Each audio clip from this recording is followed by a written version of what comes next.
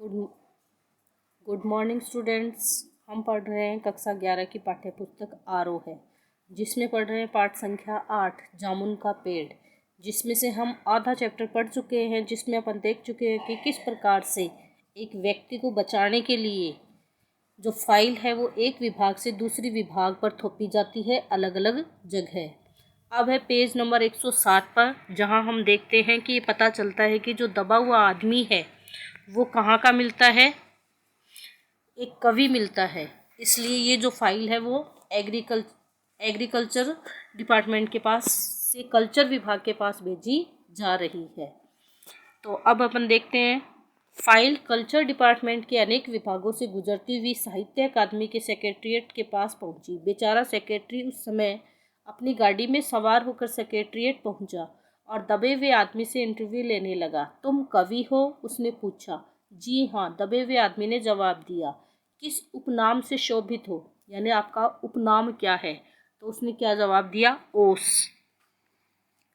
ओस सेक्रेटरी जोर से चीखा, क्या तुम वही ओस हो जिसका गद्य संग्रह ओस के फूल अभी हाल ही में प्रकाशित हुआ है?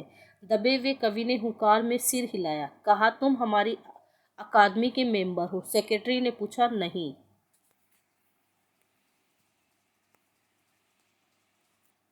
आश्चर्य है। सेक्रेटरी जोर से चीखा, इतना बड़ा कवि, ओस के फूल का लेखक और हमारी अकादमी का मेंबर नहीं है? यानी उसके द्वारा उसकी जो रचना, उसका नाम क्या है? ओस के फूल। उफ, कैसी भूल हो गई हमसे। कितना बड़ा कवि और कैसी अंधेरी गुमनामी में दबा पड़ा है। गुमनामी में नहीं, एक पेड़ के नीचे दबा हूँ। कृपया मुझे इस पेड़ के नीचे से निकालिए, अभी बंदोबस्त करता हूँ। सेक्रेटरी फौरन बोला और फौरन उसने अपने विभाग में रिपोर्ट की। दूसरे दिन सेक्रेटरी भागा भागा कवि के पास आया और बोला, मुबारक हो, मिठाई खिलाओ, हमारी सरकारी साहित्य अकादमी ने तुम्हें अपनी केंद्रीय शाखा का मेंबर चुन लिया है। यह लो चुनाव पत्र। मगर मुझे इस पेड़ के नीचे से तो निकालो, दबे हुए आदमी ने कर्राह कर कहा। उसकी सांस बड़ी मुश्किल से चल रही थी और उसकी आंखों से मालूम होता था कि वह घोर पीड़ा और दुख में पड़ा है।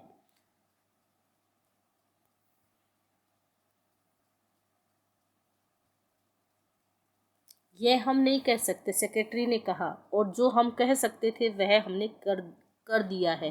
बल्कि हम तो यहाँ तक कर सकते हैं कि अगर तुम मर जाओ तो तुम्हारी बीवी को वजीफ़ा दे सकते हैं। वजीफ़ा देना यानी जब किसी की मृत्यु हो जाती है तो उसको जो आर्थिक सहायता दी जाती है उसके लिए कहा गया है। अगर तुम दरख्वास्त दो तो हम वह भी कर सकते हैं। मैं अभी जीवित हूँ, कवि रुक रुक कर बोला, मुझे जिंदा रखो। मुसीबत यह है, सरकारी साहित्य अकादमी का सेक्रेटरी हाथ मलते हुए बोला, हमारा विभाग सिर्फ कल्चर से संबंधित है। पेड़ काटने का मामला कलम दवात से नहीं, आरी कुल्हाड़ी से संबंधित है। उसके लिए हमने फॉरेस्ट डिपार्टमेंट को लिख दिया है और अर्जेंट लिखा है। शाम को माली ने आकर दबे हुए आदमी को बताया, कल फॉरेस्ट डिपार्टमेंट के आदमी आकर इस पेड़ को काट देंगे और तुम्हारी जान बच जाएगी।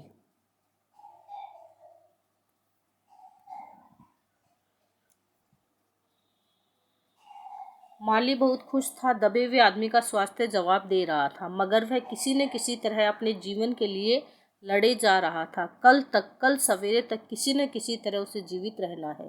दूसरे दिन जब फॉरेस्ट डिपार्टमेंट के आदमी आरी कुल्हाड़ी लेकर पहुंचे तो उनको पेड़ काटने से रोक दिया गया। मालूम हुआ कि विदेश विभाग से हुक्म आया था कि इस पेड़ को न काटा जाए। कारण यह था कि इस पेड़ को 10 साल पहले पिटोनिया राज्य के प्रधानमंत्री ने सेक्रेटरीट के लॉन में लगाया था। पिटोनिया राज्य के प्रधानमंत्री ने। अब अगर यह पेड़ काटा गया तो इस बात का काफ़ी अंदेशा था कि पिटोनिया सरकार से हमारे संबंध सदा के लिए बिगड़ जाएंगे।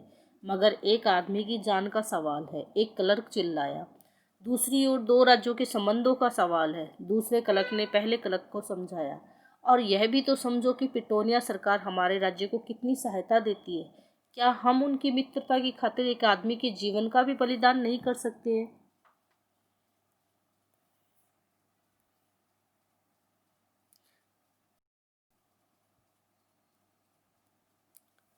कवि को मर जाना चाहिए, निस्संदेह है, अंडर सेक्रेटरीट ने सुपरिटेंडेंट को बताया।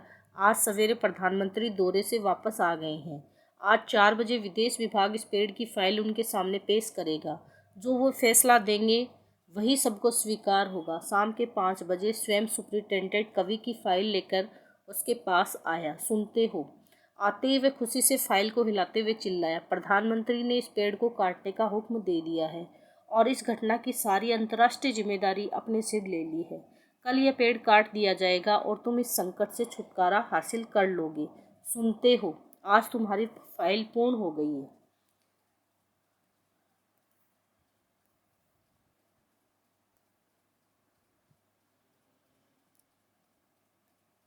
मगर कवि का हाथ ठंडा था। आंखों की पुतलियां निर्जीव और चींटियों की एक लंबी पंक्ति उसके मुंह में जा रही थी। उसके जीवन की फाइल भी पूर्ण हो चुकी थी।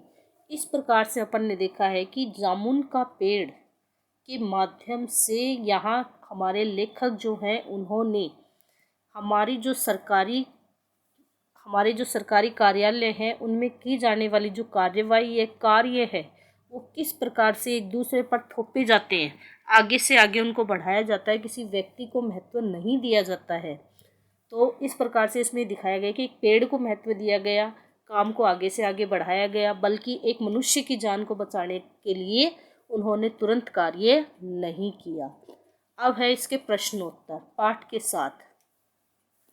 बेचारा जामुन का पेड़ कितना फलदार था और इसकी जामुनें कितनी रसीली होती थी। ये संवाद कहानी के किस प्रसंग में आए हैं? तो ये जो संवाद है, ये जो बात है, वो कहानी के स्टार्टिंग में ही वहाँ के एक व्यक्ति ने कही है। इससे लोगों की कैसी मानसिकता का पता चलता है? तो लोग सिर्फ अपने फ़ायदे के बारे में सोचते हैं, उससे होने वाले जो नुकसान है किसी दूसरे को, उसके बारे में नहीं सोचते हैं। दबा हुआ आदमी एक कवि है, ये बात कैसे पता चली और इस जानकारी का फाइल की यात्रा पर क्या असर पड़ा? तो उसका डिपार्टमेंट ही चेंज हो गया। इसके लिए आपको आंसर दिया हुआ है बुक में। कृषि विभाग वालों ने मामले को हॉर्टिकल्चर विभाग को सौंपने के पीछे क्या तर्क दिए? तो ये भी आपने देखा इसमें कि कृषि विभाग वाले क्या क्या तर्क दे रहे हैं। चौथा प्रश्न, इस पाठ में सरकार के किन किन विभागों की चर्चा की गई और पाठ से उनके कार्य के बारे में क्या क्या अंदाजा मिलता है? तो जितने भी विभाग आए हैं उनके साथ उनका नाम और उनके कार्य आपको लिखे हुए मिलेंगे। अब है पाठ के आसपास।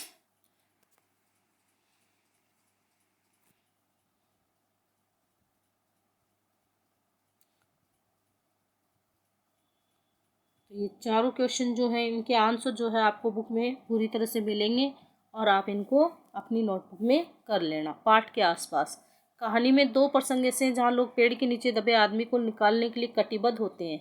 ऐसा कब कब होता है? लोगों का यह संकल्प दोनों बार किस किस वजह से भंग हो जाता है? तो अलग अलग विभाग के नाम दिए हुए हैं जहाँ इस बात को बताया गया है। आप इसको विस्तार से लिख सकते हैं। यह कहना कहाँ तक युक्ति संगत है कि इस कहानी में हास्य के साथ साथ करुणा की भी अंतर्धारा है?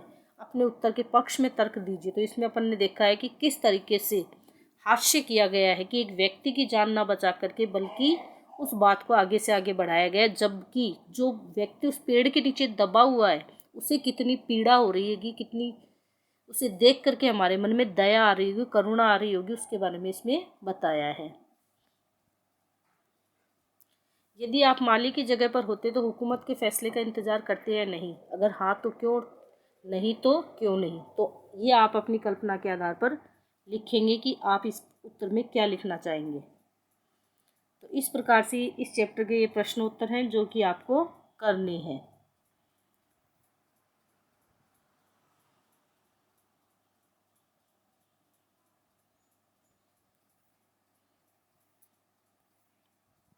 इस तरीके से अपना ये जो चैप्टर है जामुन का पेड़ वो पूर्ण होता है और इसके जो प्रश्न उत्तर है वो मैंने आपको बता दिए हैं कौन कौन से करने हैं और आप इन सभी प्रश्नों के उत्तर अपनी आंसर शीट में लिख लें और अगला जो चैप्टर है वो अगले वीडियो में पढ़ेंगे और अपना जो होमवर्क है वो सभी पूर्ण रखें। धन्यवाद।